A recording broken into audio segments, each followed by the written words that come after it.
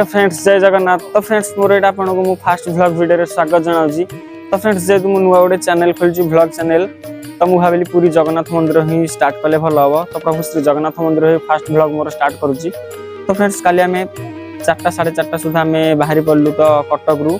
तो ट्रेन रे आसिलु एठी 8:30 सुधा आसी हमें पहुंची गलु। काली जेतु राती जायतिला तो मु वीडियो बनै परली नेउ। तो आज पूरा सकाळ फ्रेश होगी तो वीडियो बनौजी। तो फ्रेंड्स फास्ट आम कौन करिया, तो मंदिर फास्ट आम परिक्रमा करिया, तापर प्रभु श्री जगन्नाथ को दर्शन करिया, तापर आम सी बीच जीवा, तापर स्वर्गद्वार जीवा। तो आपन को सब किछि देखेबी, डिटेल्स आपन मानक मु एक्सप्लेन करबी।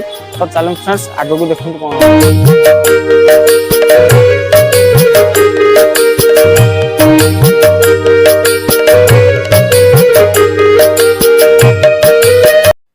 ये हेउची जगन्नाथ मंदिर उत्तर द्वार। एही द्वार रे हस्ती द्वार रही। जेते बेले भी आपण माने जगन्नाथ मंदिर आसुछंती ना, चारि द्वार निश्चित दर्शन करंतु।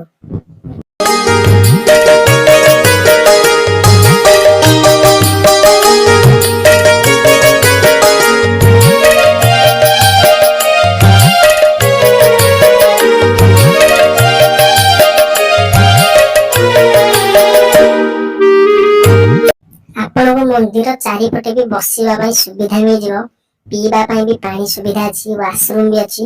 तो पांडेन बाबू बढ़िया सुविधा कर देछंदी।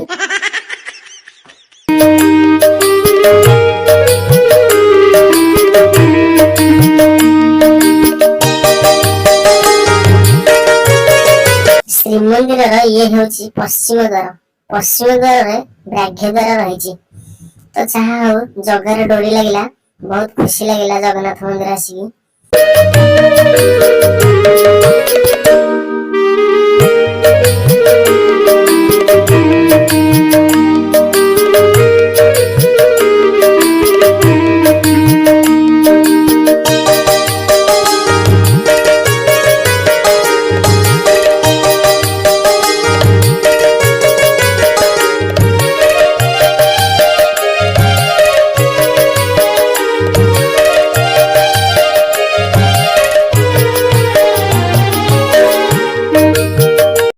एही द्वारटी होची श्रीमंदिर दक्षिण द्वार।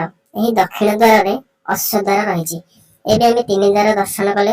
उत्तर दिगरे आमे दर्शन कले हस्ती द्वार, पश्चिम दिगरे दर्शन कले ब्राह्य द्वार, दक्षिण दिगरे दर्शन कले अश्व द्वार। एबे आमे पूर्व द्वार को दर्शन करिवा।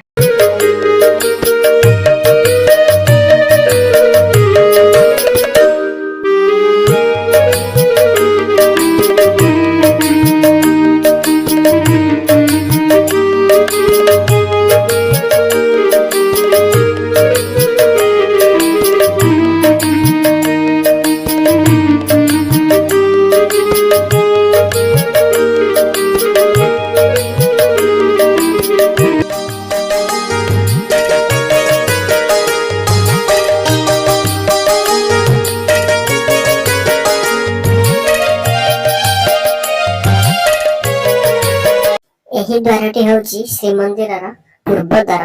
एही पूर्व द्वार रे सिंह द्वार रही, जहा कि याकू मुख्य द्वार बोली कहा जाए। तो एबे हमें तो मंदिर परिक्रमा करि सारले, जहा कि आपण माने देखि परिथिबे। चारि द्वार आपण मानको मु दर्शन करे देली। चलंतु आमे एबे प्रभु श्री जगन्नाथंकर रथ काम टिके देखिबा और आखि को टिके पवित्र करिबा। जय जगन्नाथ।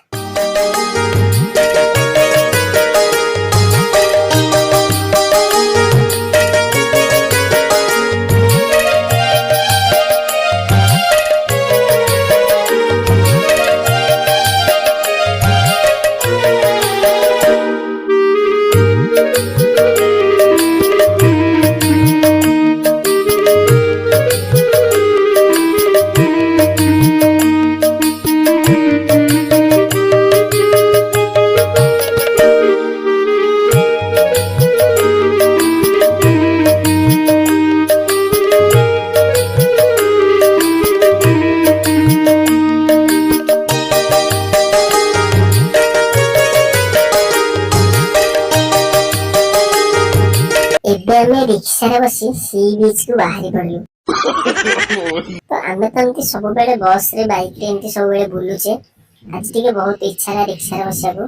चलंतु एबे हमें सी बीच रे टिके मजा नेबा। तो सांग माने फाइनली आमे से समुद्र कूल रे पहुंची आइजु। ଭାଇ ଟୁପୁ ଟୁପୁ ବର୍ଷା ହଉଛି ମାନେ ମଜା ପୁରା ଅଲଗା ପ୍ରକାର। ତ ଚାଲନ୍ତୁ ଆମେ ଟିକେ ମଜା ନେଇଯିବା, ତାପରେ ଆମେ ଯିବା ସ୍ୱର୍ଗଦ୍ୱାରକୁ ଦର୍ଶନ କରିବା।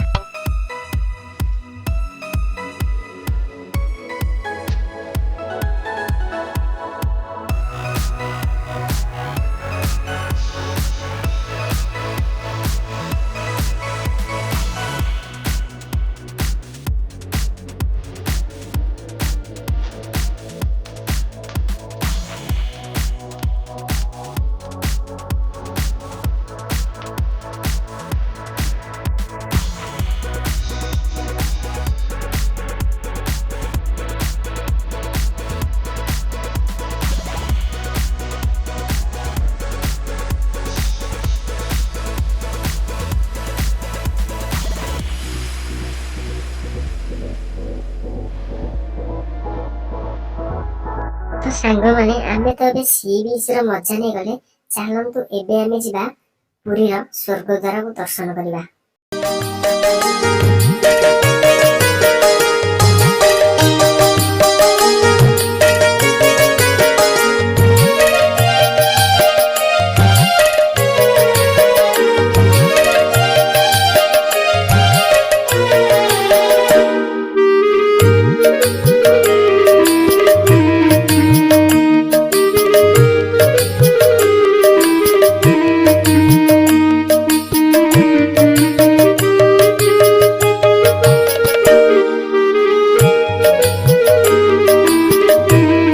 ସତରେ ସାଙ୍ଗମାନେ ମୁଁ ସ୍ୱର୍ଗଦ୍ୱାରରେ 5 ମିନିଟ୍ ବସିଲି ତ ମୋତେ ଏମିତି ଫିଲ୍ ହେଲା କି ମାନେ ମଣିଷ ଜୀବନରେ କିଛି ବି ନାହିଁ।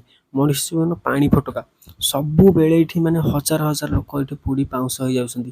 ଆମ ପାଳି ବି ଏଠି କେତେବେଳେ ପଡ଼ିଯିବ କେହି କହିପାରିବେନି। ତ ସବୁ ସେ ଜଗାର ଇଚ୍ଛା। ପ୍ରଭୁ ଜୟ ଜଗନ୍ନାଥ।